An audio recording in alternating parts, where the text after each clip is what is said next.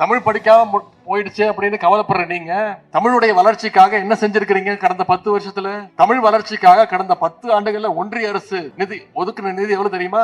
தமிழ் வளர்ச்சிக்கு வெறும் 150 கோடி ரூபாய். ஆனா செத்த மொழி சமஸ்கிருதத்துக்கு ஒன்றிய அரசு கடந்த 10 ஆண்டுகள்ல ஒதுக்கின நிதி எவ்வளவு தெரியுமா?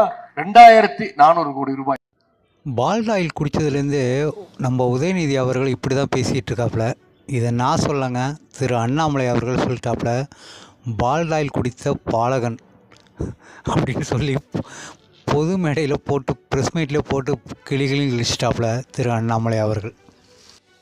தமிழை வச்சு பிளப்பு நடத்தக்கூடிய இந்த தெலுங்கர் திராவிட கூட்டங்களுக்கு சரியான செருப்படி கொடுத்துருக்காப்புல திரு அண்ணாமலை அவர்கள். அறிவு வளராத பையன் அப்படிங்கிறாரு. मंद बुद्धि बालक है, मंद बुद्धि बालक. அறிவு வளராத பையன் அப்படிங்கிறாரு. தமிழ்ல மொழிபெயர்த்தாங்கன்னா, உலகத்தினுடைய இன்னைக்கு ரொம்ப த்ரைவிங்கா ஆரோக்கியமா இருக்கக்கூடியது இந்து மதம். யாருக்கும் எதிரான மதம் இல்லை. அந்த மதத்தை பார்த்து டெங்கு கொசுன்னு சொல்றாருன்னா, அவர் போட்டிருக்கிற கண்ணாடி போட்டிருக்காருன்னா அது ராகுல் காந்தி கொடுத்துருக்கக்கூடிய இட்டாலி கண்ணாடி. அந்த கண்ணாடி மாத்திட்டு இந்திய கண்ணாடி போட்டாவே எல்லாம் சரியா தெரியும். கண்ணாடி அவர் மாற்றணும். அவருக்கு சமஸ்கிருதம் தெரியுமா? தெரியாது. அவருக்கு ஹிந்தி தெரியுமா? தெரியாது. அவருக்கு தமிழ் மட்டும் தெரியும். அப்படி இருக்கும் பொழுது இன்னொரு மொழியை செத்துப்போன மொழி என்று சொல்வதற்கு நமக்கு என்ன உரிமை இருக்கு? எல்லோருக்கும் அவங்க தாய்மொழி பெருசு தான். எனக்கு தமிழ் மொழி பெருசு. அதற்காக நான் இந்திய திட்டனா திட்டல. என் மொழி எனக்கு பெருசு. சமஸ்கிருத திட்டனா இல்லை.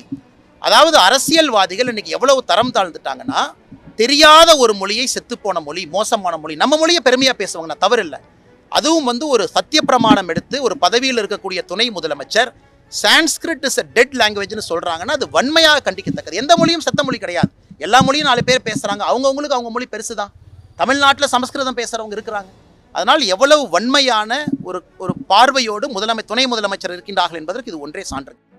தமிழ் மொழியை வைத்து கோடியாக கொள்ளையடிப்பது, தமிழ் மொழியை வைத்து பிளப்பு நடத்துவது, அரசியல் அதிகாரத்தில் வருவது. ஆனால் மொழி பற்றோ தெலுங்கு, தமிழகத்துக்கு வர வேண்டிய அனைத்து நிதி வேலைவாய்ப்புகளும் ஆந்திராவுக்கு சென்றால் என்ன, கர்நாடகாவுக்கு சென்றால் என்ன என்று தான் தோன்றித்தனமாகவே தமிழகத்தை ஆழ்ந்து கொண்டிருக்கும் இந்த திராவிட கூட்டங்களை ஒழிப்பதே முதல் லட்சியம் என பிஜேபி தலைவர், மாநில முன்னாள் தலைவர் அண்ணாமலை அவர்கள் சூளுரைத்த வீடியோ இது. நம்முடைய துணை முதலமைச்சர் திரு உதயநிதி ஸ்டாலின் அவர்களுக்கு சில விஷயங்கள் புரியறதில்ல. திரும்ப சொல்றோம். இந்தியாவில் சமஸ்கிருத பல்கலைக்கழகங்கள் அதிகமாக இருக்கு. 10 ஆண்டு காலம் இவங்க யூபிஎல இருந்த பொழுதும் கூட சமஸ்கிருத பல்கலைக்கழகத்தை திறந்தாங்க, தமிழ் பல்கலைக்கழகத்தை திறக்கல. எம்ஹெச்ஆர்டியை பொறுத்தவரை எப்படி பணத்தை அலோகேட் பண்றாங்கன்னா, பல்கலைக்கழகங்களுக்கு பணத்தை கொடுக்குறாங்க. தமிழ் பல்கலைக்கழகத்தை தொடர்ந்து நாங்க திராவிட முன்னேற்ற கழகத்திட்ட சொல்றோம், எம்ஹெச்ஆர்டிட்ட பேசி புதிய தமிழ் பல்கலைக்கழகத்தை திறங்க. பீகார்ல திறங்க, கவுஹாட்டில திறங்க, டெல்லியில திறங்க. பல்கலைக்கழகங்களே திறக்கப்படாம நம்முடைய துணை முதலமைச்சர் வாயால வட சொல்றாரு. அதிகமான சமஸ்கிருத பல்கலைக்கழகங்கள் முதல்ல இருந்து இருக்கு. நாம எதையும் திறக்கல. கடந்த 10 ஆண்டுகள்ல நம்ம புதுசா எத்தனை பல்கலைக்கழகத்தை திறந்திருக்கிறோம் நீங்க பாருங்க. காங்கிரஸ் ஆட்சி காலத்திலிருந்து இருக்கக்கூடிய சமஸ்கிருத பல்கலைக்கழகங்கள் தமிழை விட அதிகமா இருக்கு.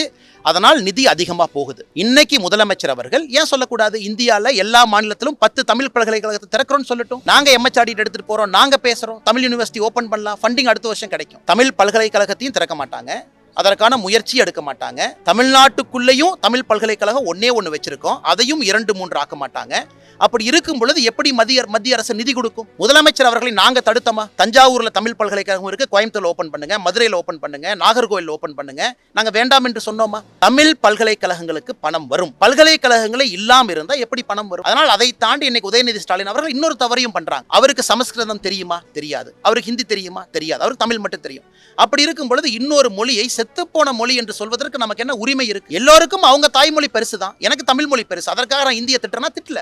என் மொழி எனக்கு பெருசு. சமஸ்கிருத திட்டனா இல்லை. அதாவது அரசியல்வாதிகள் இன்னைக்கு எவ்வளவு தரம் தாழ்ந்துட்டாங்கன்னா, தெரியாத ஒரு மொழியை செத்துப்போன மொழி, மோசமான மொழி. நம்ம மொழியை பெருமையா பேசுவாங்க, நான் தவறு இல்லை. அதுவும் ஒரு சத்திய பிரமாணம் எடுத்து ஒரு பதவியில் இருக்கக்கூடிய துணை முதலமைச்சர் சான்ஸ்கிரிட் இஸ் a டெட் லாங்குவேஜ்னு சொல்றாங்கன்னா அது வன்மையாக கண்டிக்கத்தக்கது. எந்த மொழியும் செத்த மொழி கிடையாது. எல்லா மொழியும் 4 பேர் பேசுறாங்க. அவங்கவுங்களுக்கு அவங்க மொழி பெருசு தான். தமிழ்நாட்டில் சமஸ்கிருதம் பேசுறவங்க இருக்கிறாங்க.